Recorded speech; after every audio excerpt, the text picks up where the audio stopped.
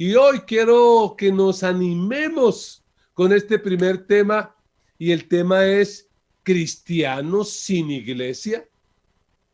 Es una pregunta que tenemos que plantearnos. ¿Es posible ser verdaderos cristianos sin iglesia? ¿Hay tal cosa? ¿Qué dice la Biblia?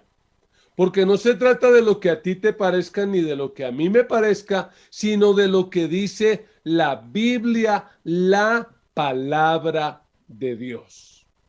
Y es que el enemigo, de forma muy astuta, ha logrado hacerle creer a algunas personas que la iglesia no es importante, que se puede tener una buena relación con Dios sin necesidad de la iglesia. La verdad es que cuando hay una verdadera conversión, esa conversión se evidencia en que uno quiere pasar tiempo con la iglesia, quiere ser parte de la iglesia. Pero de repente tendríamos que aclarar algunas cosas. Y una de ellas es que la iglesia no es una simple institución. Claro que es una institución. De otra manera sería una organización privada. No, somos institución, nos llamamos la Gran Comisión, pagamos impuestos a la DIAN, claro que sí, nos reportamos, estamos registrados en el Ministerio del Interior. No somos piratas, somos una institución, pero somos más que eso. La iglesia no es un edificio. Y creo que esta pandemia nos lo enseñó de manera muy clara. Tampoco la iglesia es un club social, a donde uno va a sentirse chévere, feliz, y los hermanos, pero nunca miramos hacia afuera, hacia el mundo necesitado. No, la iglesia no es una agencia matrimonial, aunque la verdad sea dicha de paso, el mejor lugar para conseguir una esposa o un esposo, pues es la iglesia. Pero no es eso. La iglesia no es un supermercado donde uno va y dice esto me gusta, esto no me gusta, esto sí, esto no, tampoco. Menos, la iglesia no es un circo y yo no soy un mago, menos un payaso. Podría ser más de lo uno que del otro, pero no es eso. La iglesia no es un lugar a donde asistir, sino realmente la iglesia es una familia a la cual debemos pertenecer. Mira este texto, que no va a ser el texto de mi predicación, pero lo quiero usar a manera de introducción. Primera de Juan 1, 6 y 7, el apóstol Juan dice, si afirmamos que tenemos comunión con Él, pero vivimos en la oscuridad, mentimos y no ponemos en práctica la verdad. Pero si vivimos en la luz, así como Él está en la luz, tenemos comunión unos con otros y la sangre de su Hijo Jesucristo nos limpia de todo pecado. Oiga eso. La sangre de Cristo nos limpia de todo pecado. Lo que está diciendo Juan es que es sencillamente imposible ser cristiano sin ser parte de la iglesia. Quien pretenda ser cristiano sin iglesia, pues se está engañando, pues está mintiendo. Porque cuando uno es realmente cristiano, ama a la iglesia y tiene que ser parte de la iglesia. Yo creo que vayamos al texto sobre el cual quiero predicar. Y es un texto que encontramos en Mateo capítulo 16, versículo 13 en adelante. Leamos lo que dice la palabra del Señor. Leo para ustedes en la Nueva Versión Internacional. Cuando llegó a la región de Cesarea de Filipo, Jesús preguntó a sus discípulos, ¿quién dice la gente que es el Hijo del Hombre? Le respondieron: unos dicen que es Juan el Bautista, otros que Elías, y otros que Jeremías o uno de los profetas. ¿Y ustedes? ¿Quién dicen que soy yo? Tú eres el Cristo, el Hijo del Dios viviente, afirmó Simón Pedro. Dichoso tú, Simón, hijo de Jonás, le dijo Jesús, porque eso no te lo reveló ningún mortal, sino mi Padre que está en el cielo.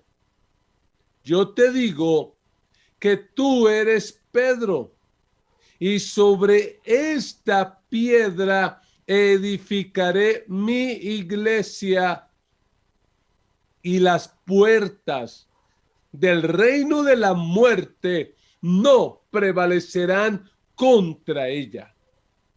Te daré las llaves del reino de los cielos.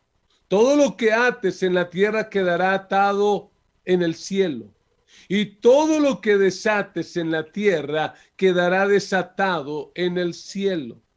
Luego les ordenó a sus discípulos que no dijeran a nadie que él era el Cristo. Amén y amén. Es imposible ser cristiano sin pertenecer a la iglesia.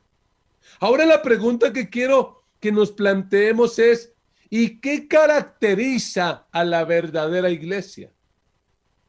¿Cómo puede uno estar seguro en medio de un mundo donde hay tantas ofertas religiosas y cada una de ellas dice que es la verdad? ¿Cómo puede uno estar seguro de que esta iglesia, la Gran Comisión, hace parte de la verdadera iglesia? ¿Qué caracteriza a la verdadera iglesia? Y en este texto que hemos leído, pues encontramos al Señor Jesús en una especie, digámoslo así, como de retiro, como que se fue aparte con sus discípulos a descansar. Ya han pasado 2 años y medio de ministerio. Esto es muy agotador, es muy fuerte, algo así como esta pandemia agotadora en muchas áreas. Y el Señor se los lleva a descansar a una ciudad gentil, pagana. La Biblia la llama Cesarea de Filipo. Y Cesarea de Filipo es conocida porque es una ciudad tremendamente religiosa. En Cesarea de Filipo, dicen los historiadores, hay por lo menos 14 templos a Baal, a ese falso dios cananeo. En ese mismo lugar se ha levantado un culto a un dios llamado Pan, como el pan que usted come, pan. Y como si fuera poco, allí en Cesarea de Filipo, Herodes el Grande ha construido un templo dedicado exclusivamente al culto al emperador, al César, al cual los romanos consideraban Dios.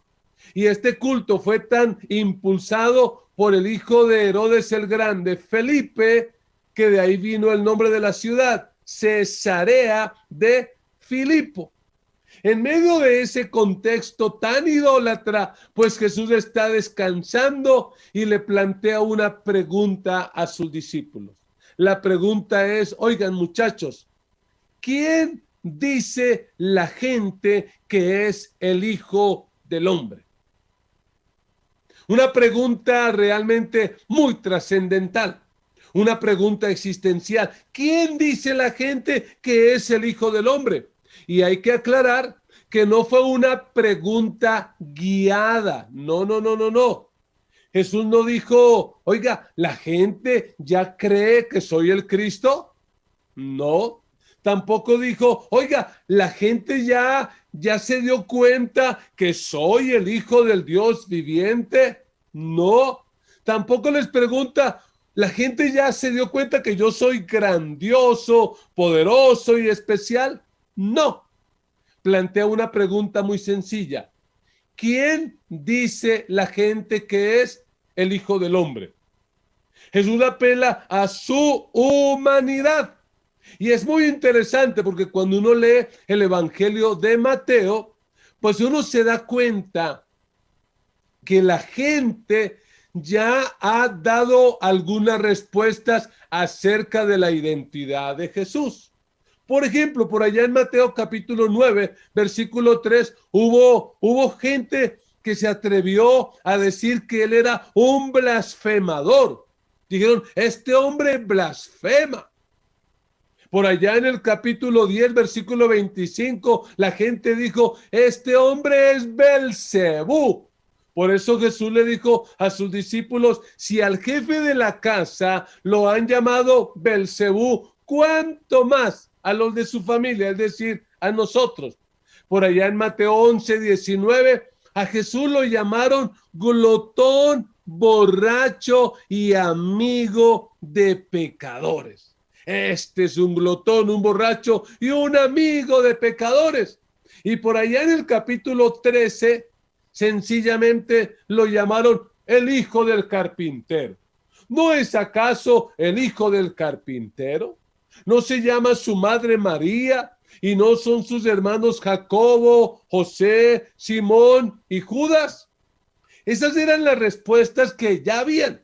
Curiosamente, los discípulos no las mencionan. Los discípulos mencionan y dicen, mira, algunos le están creyendo que tú eres Juan el Bautista. Y tal vez la gente creía que Juan era el Bautista. El mismo Herodes creía que Juan el Bautista había resucitado. Él lo había decapitado, pero creía que había resucitado.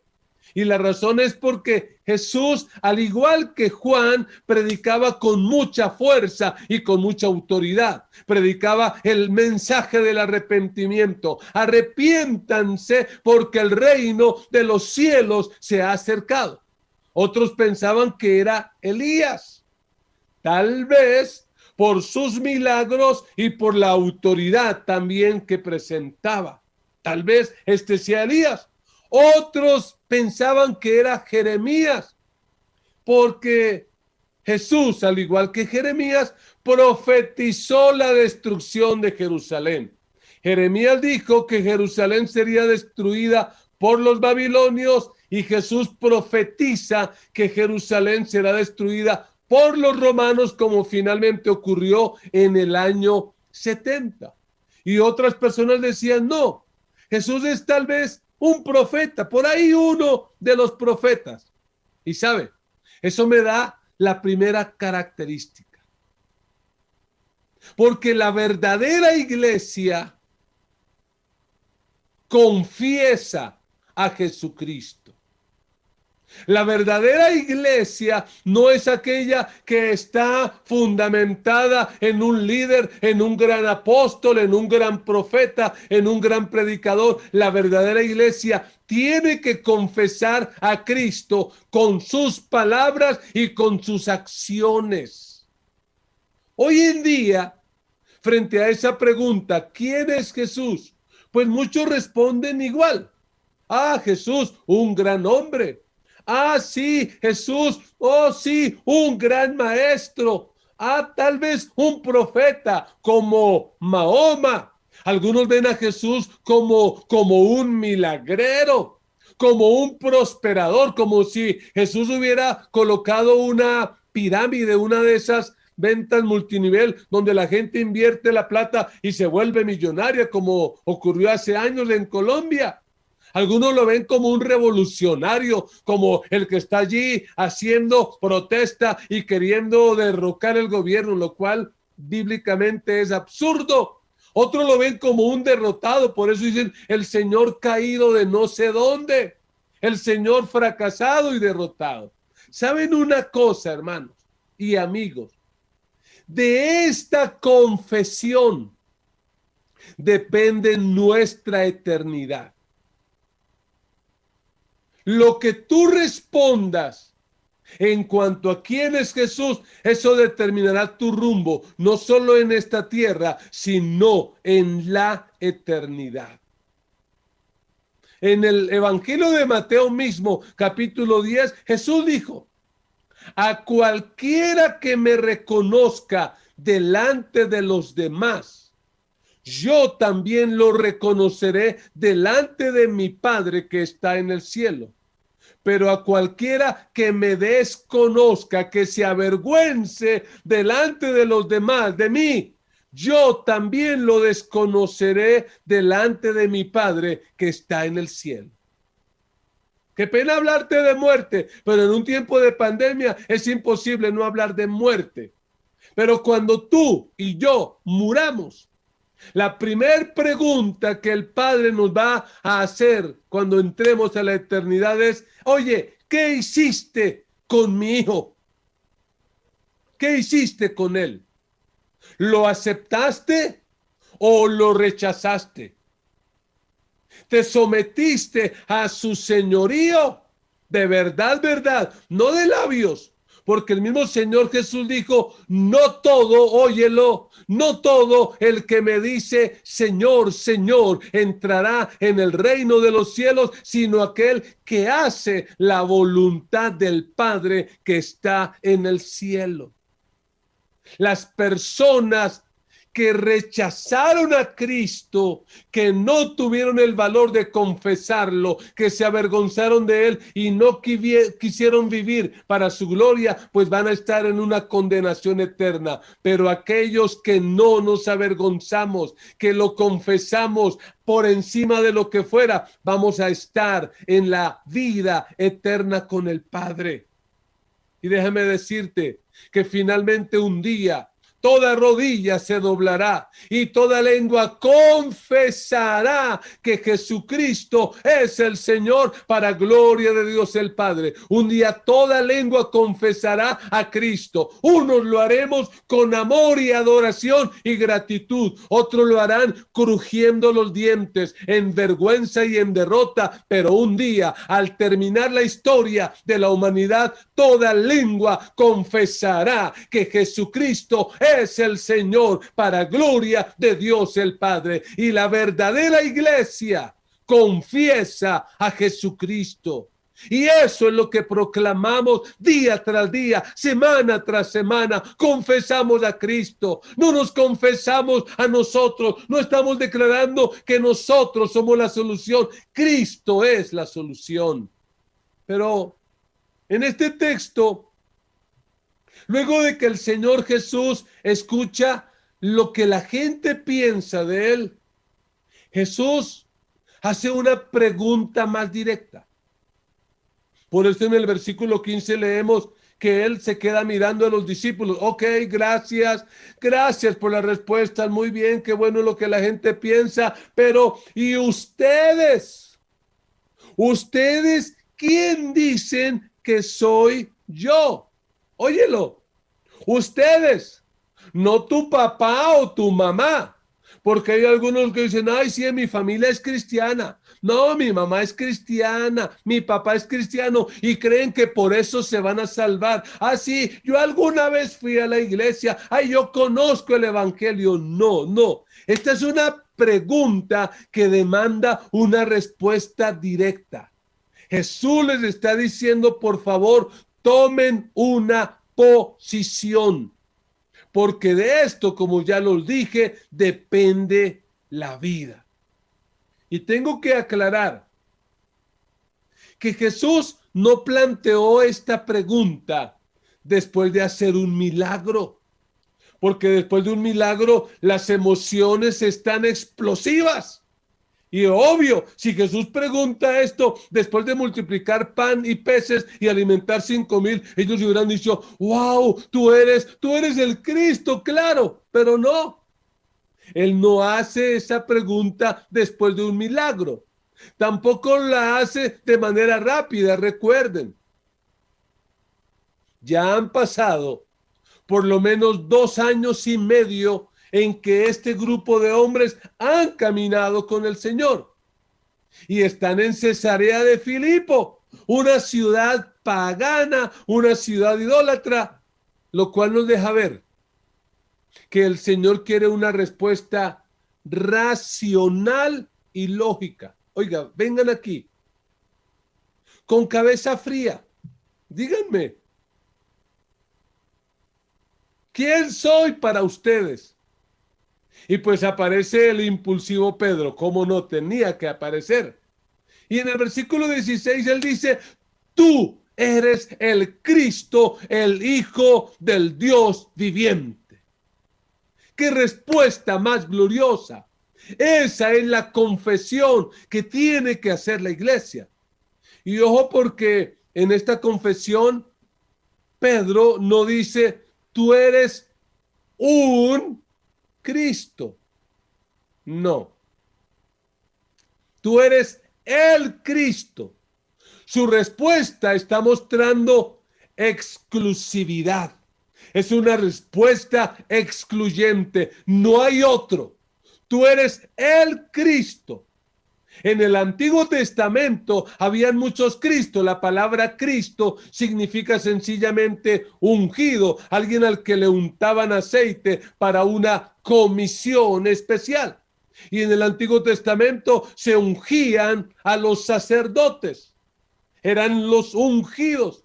Se ungían también a los profetas, eran los ungidos. Se ungían también a los reyes, eran los ungidos. Lo interesante es que Cristo es todo. Cristo es el sacerdote, el sumo sacerdote que abrió el camino para que vayamos al Padre. Cristo es el profeta por excelencia y Cristo es el Rey de reyes y el Señor de señores. Él es el Cristo. Pero oye, tampoco Pedro dice, tú eres un hijo de Dios. No. Otra vez, algo exclusivo, excluyente. Tú eres el Hijo del Dios viviente. Y cuando dice el Hijo de Dios, eso se entiende en el original. Tú eres Dios mismo. Tú eres el Dios de la vida que da vida. Y a diferencia de tantos ídolos que había en Cesarea de Filipo, tú no eres como ellos, que son dioses falsos, ídolos muertos. No, tú eres el Hijo del Dios viviente, el que da vida. Porque hoy en día muchos están igual, siguiendo detrás de un líder político, peleando por un líder político, peleando por causas financieras, peleando por cuantas cosas. Pero mira, no vale la pena eso. Vale la pena es entregar la vida por el Cristo, por el Hijo del Dios viviente. Y bueno, ¿de dónde sacó Pedro esto? ¿Acaso lo hizo de una investigación profunda? No.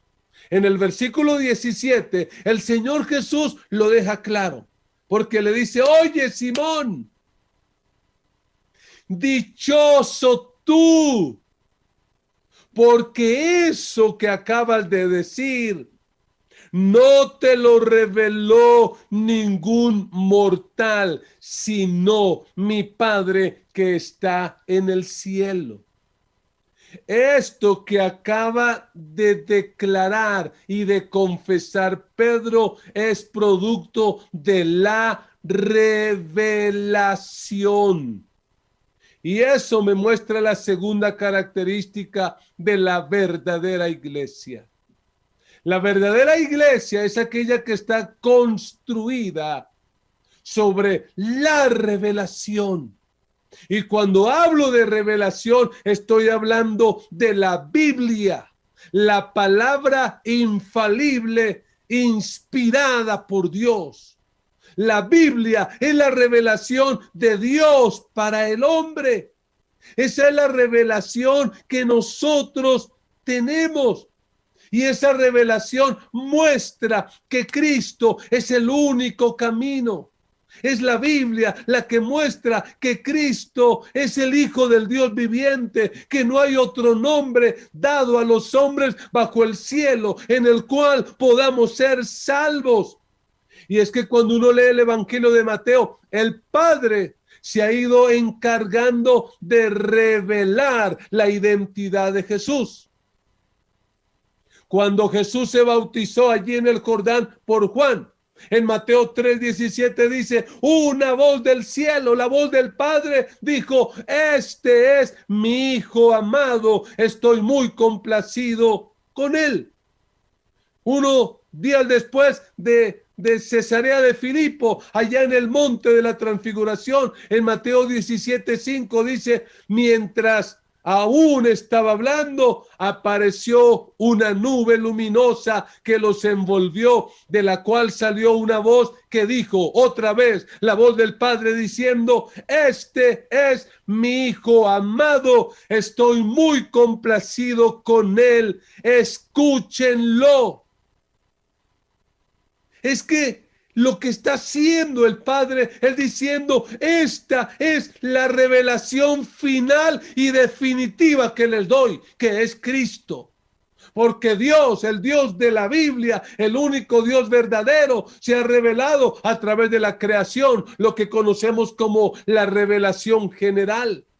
Dios se ha revelado a través de la Biblia, la palabra de Dios, esa es la revelación especial. Pero Dios se reveló a través de Cristo. Esa es la revelación especialísima. Es la última revelación. No hay más alternativa. Solo a través de Cristo. Y la iglesia verdadera está construida sobre esa revelación. Creemos en un Dios creador. Creemos en Cristo. Porque la Biblia declara categóricamente que no hay otro camino, no hay otra salida, no hay otra opción, no hay otra alternativa. Cristo es la única alternativa. Y escúchamelo bien, la verdadera iglesia tiene que ser bibliocéntrica y cristocéntrica. La verdadera iglesia se fundamenta no en lo que al pastor le parece, no en la revelación particular que tuvo, en el sentir que lo impulsó, no. La verdadera iglesia tiene que estar fundada en lo que dice la Biblia. Y escúchamelo bien, la Biblia dice categóricamente que no podemos ser verdaderos cristianos sin hacer parte de la iglesia. Porque la iglesia es el cuerpo de Cristo. Y no puede existir cabeza sin cuerpo. Y óyelo bien, en el Nuevo Testamento, por lo menos 119 veces aparece la palabra iglesia. Y de esas 119 veces, 90 tienen que ver con una iglesia local. Sí, así como la gran comisión a la cual tú perteneces, porque la iglesia, por factores que ya te mencioné, tiene que ser institución, pero es más que eso. Pretender ser cristiano sin iglesia es como decirle a alguien, oye, yo quiero tener una buena relación contigo, una relación de amistad, pero a su esposa no, yo no quiero saber nada de esa vieja me cae mal, así que nada que ver con ella. Si alguien me llega a decir eso, oye, pastor, te invito a mi casa para que almuerces, pero no lleve a su esposa, le voy a decir, qué pena, donde ella no puede ir, yo tampoco puedo ir. Y eso que yo soy un pecador imperfecto, ¿cuánto más Cristo? Si Cristo dio su vida en la cruz del Calvario por su esposa, que es la iglesia. Óyelo bien. La verdadera iglesia se fundamenta sobre la revelación de la palabra. No somos nosotros los que definimos la clase de iglesia que queremos. No, es que yo prefiero una iglesia así. No, la iglesia no es un supermercado. La iglesia tiene una naturaleza establecida por la palabra. Algunos dicen de manera idolátrica. Cuando yo pienso en Dios, yo prefiero pensar en un Dios. Eso ya es idolatría. Tú y yo no somos quien para determinar el Dios en el que queremos creer. La Biblia ya reveló a Dios, reveló al Padre, reveló a Cristo, reveló al Espíritu Santo, reveló la iglesia, revela la clase de discípulos que nosotros tenemos que ser. Eso ya está establecido. Y óyelo bien, el cielo y la tierra pasará, pero la palabra de Dios no pasará. Así que en segundo lugar, la verdadera iglesia es está construida sobre la revelación general, la especial y la especialísima. No hay más. Pero hay algo más.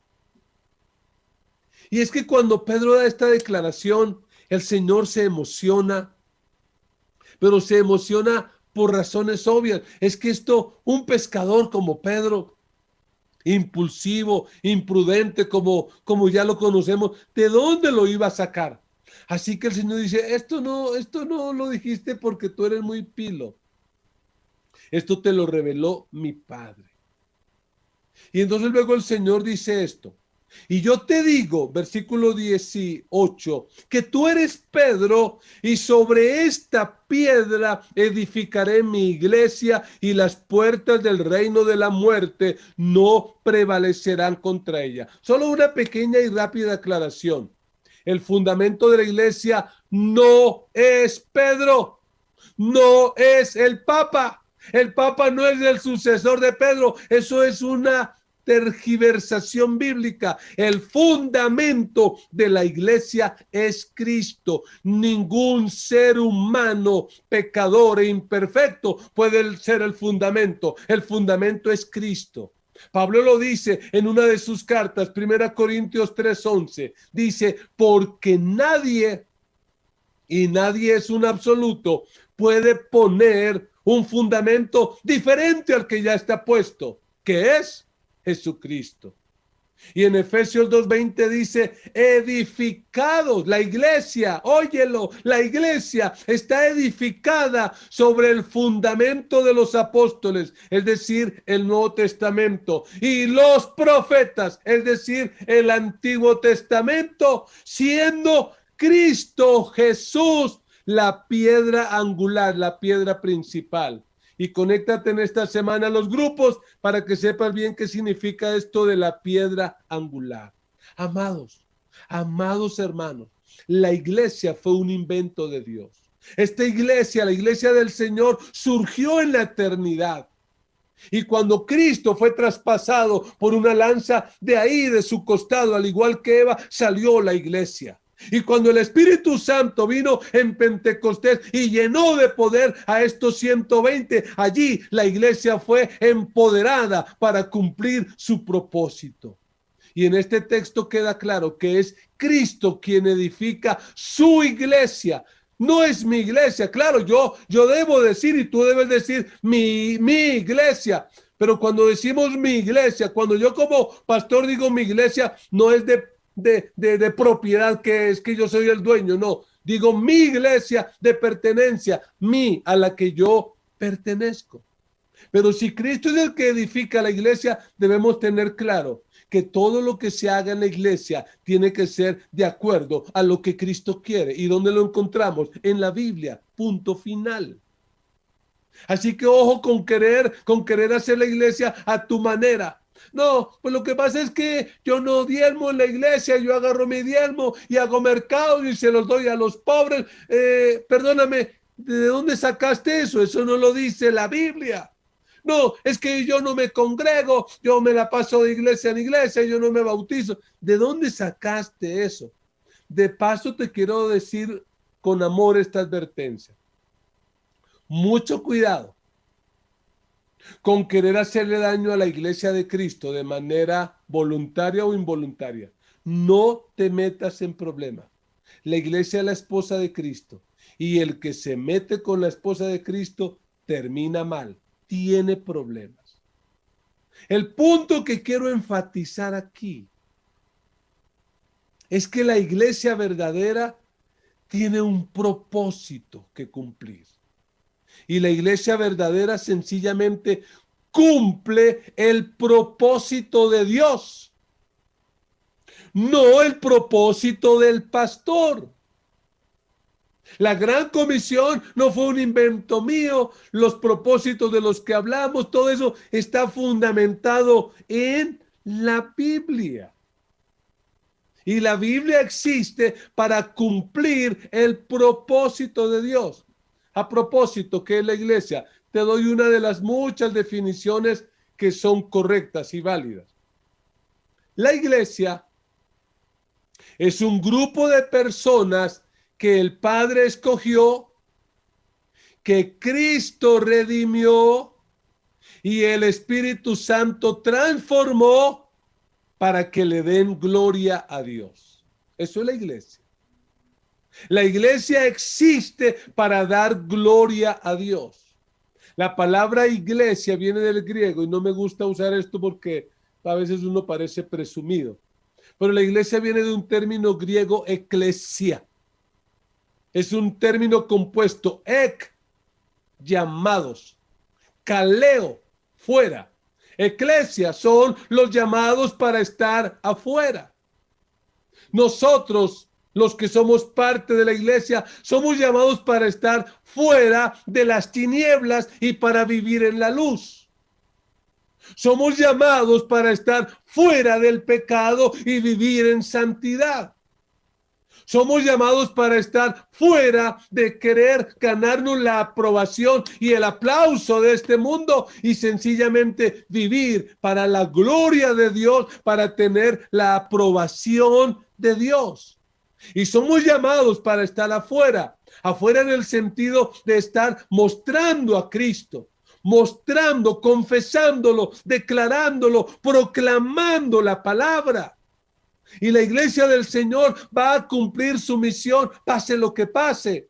Algunos cuando empezó la pandemia creían que la iglesia se iba a acabar. ¡Qué estupidez! Si la misma escritura dice que las puertas del reino de la muerte no prevalecerán contra la iglesia. Satanás odia a la iglesia, la aborrece y ha inventado cualquier cantidad de argumentos para que gente supuestamente cristiana la odie. Es que la iglesia está llena de hipócritas, es que la iglesia no sé qué. Mira, Satanás a lo largo de la historia, 2000 años, se ha inventado básicamente dos estrategias. Número uno, la ha perseguido. Ha levantado gente para perseguirla, pero se ha dado cuenta que entre más la persigue, la iglesia más se fortalece y más crece.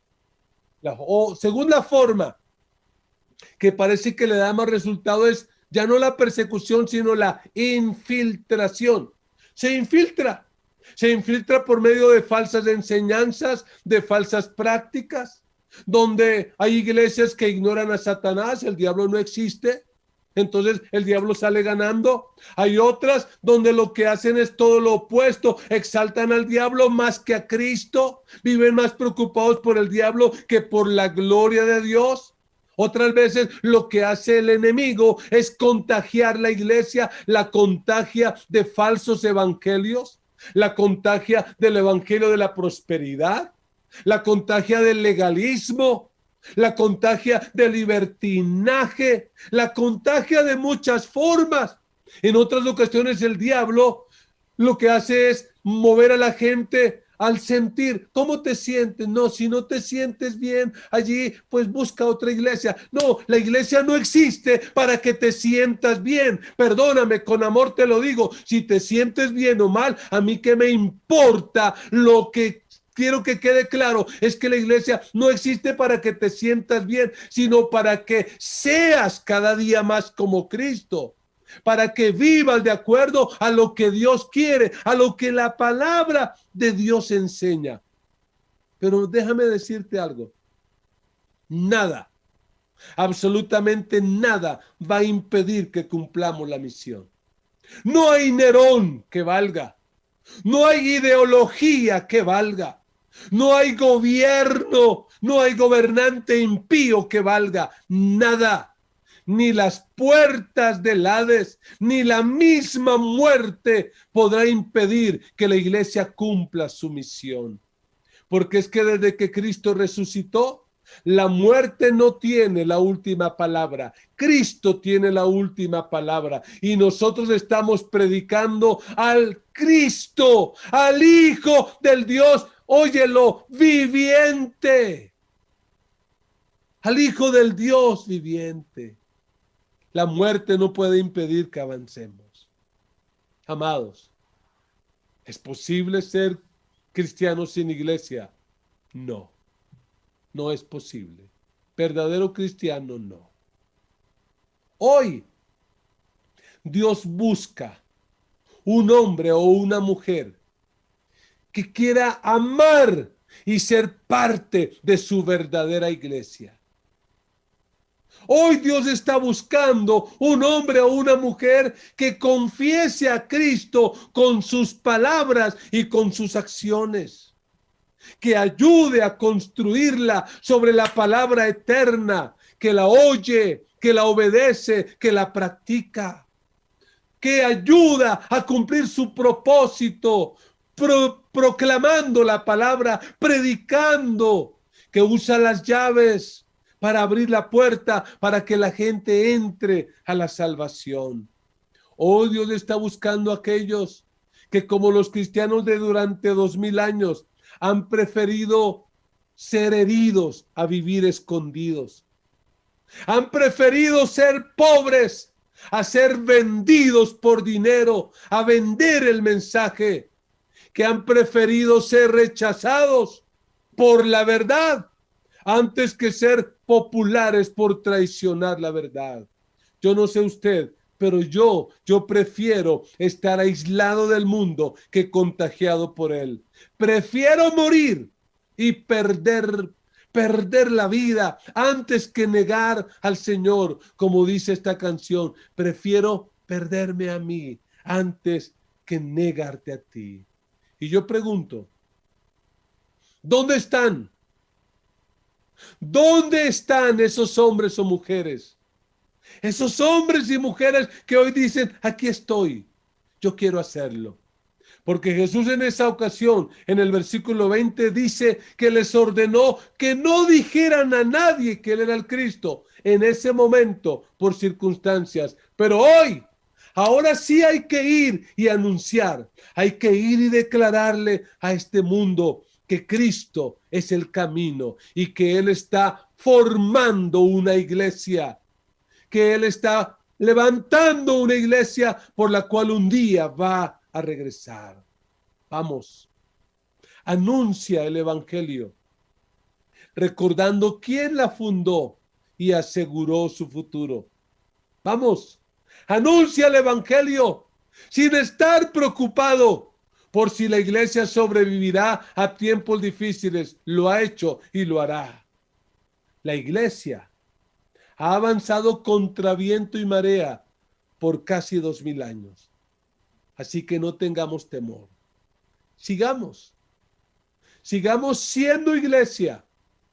En la virtualidad, en la presencialidad, en la persecución, en medio de las ideologías. Sigamos anunciando sin miedo el evangelio. Pues la iglesia por Jesucristo fundada no tiene riesgo de ser derrotada. La iglesia por Cristo fundada no tiene riesgo de ser derrotada. Oremos.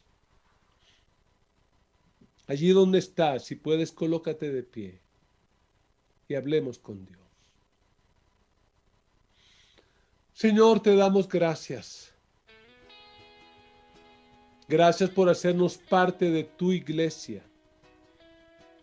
Gracias porque la Gran Comisión es una iglesia local que forma parte de la iglesia universal. Gracias porque la Gran Comisión es una iglesia visible que forma parte de la iglesia invisible. Gracias.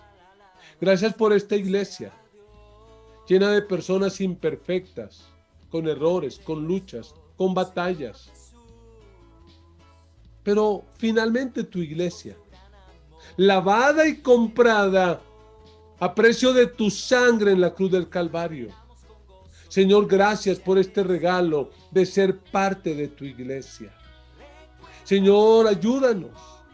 Ayúdanos como parte de la iglesia a entender que la iglesia no es edificio. La iglesia son personas que confiesan a Cristo. Personas que construyen sobre la palabra. Personas que cumplen los propósitos de Dios. Señor, yo te pido que bendigas esta iglesia. que bendigas cada iglesia local allí, en Los Llanos, en Boyacá, en Chile, en España, en la región del Tequendama, en cada localidad de Bogotá, de Soacha. Bendice tu iglesia. Bendice la iglesia virtual. Aquellos hermanos que hemos podido alcanzar durante estos casi 2 años, a los cuales nunca hemos visto, que no conocemos, pero que son parte de tu iglesia. Bendícela. Señor, ayúdanos a hacer lo que tu palabra dice, a amar esta iglesia, a construirla, a fortalecerla. Ayúdanos, oh Dios, ayúdanos y guárdanos de levantarnos contra ella, porque tu palabra dice que es uno de los peligros más grandes.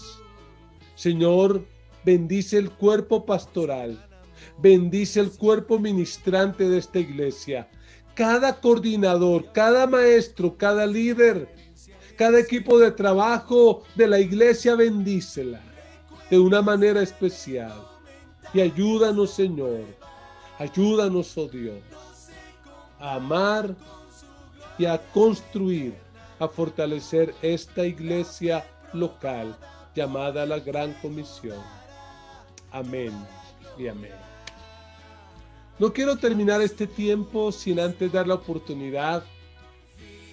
De repente aquellos amigos que están escuchando esta palabra dicen, oiga, yo no sabía que esto era tan importante. Y que dicen, yo quiero ser parte de la iglesia de Cristo. ¿Cómo lo hago? El primer paso que tienes que dar es reconocer que eres pecador, que has hecho lo malo y que necesitas arrepentirte. Rendir tu vida a Cristo y vivir para agradarlo a Él. Si quieres tomar esta decisión, repite conmigo esta oración de todo corazón. Di conmigo, Señor Jesús, en esta mañana te doy gracias por morir en la cruz por mis pecados. Yo reconozco que soy pecador, que he hecho lo malo, me arrepiento y te pido perdón. Lávame con tu sangre y escribe mi nombre en el libro de la vida, para que cuando yo muera o tú regreses, yo pueda estar siempre contigo. Entre tanto, ayúdame a construir y a ser parte y a amar tu iglesia. Amén y amén. Si tú hiciste esta oración y la hiciste de todo corazón, puedes tener la seguridad de que tienes vida eterna. Pero este es apenas el primer paso. Queremos saber de ti, por favor, escríbenos un mensaje de WhatsApp o llámanos al número que aparece en pantalla al 314-297-4108. Queremos ayudarte en tu nuevo caminar con Dios. Contáctanos, te amamos, eres muy importante. Por favor, no se desconecte, la reunión no ha terminado. Así como en la presencialidad somos muy respetuosos y no nos vamos hasta que no termine aquí tampoco. Conéctate y adoremos al Señor un poco en tanto que nos preparamos para recibir las cápsulas para las nuevas generaciones. Adoremos al Señor. Esta es la meta de la fe, la salvación que está en Él. Esta es la meta de la fe, la salvación que está en Él.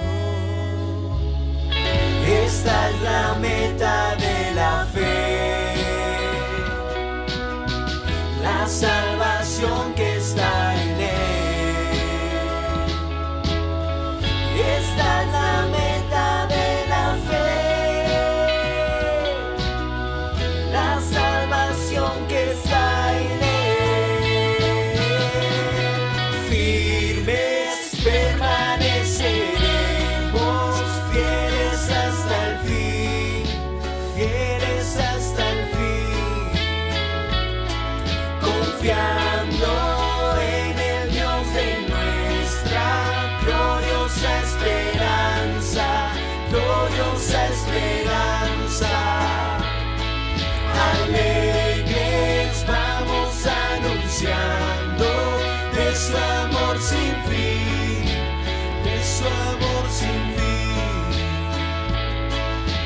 ojos puestos en el cielo, donde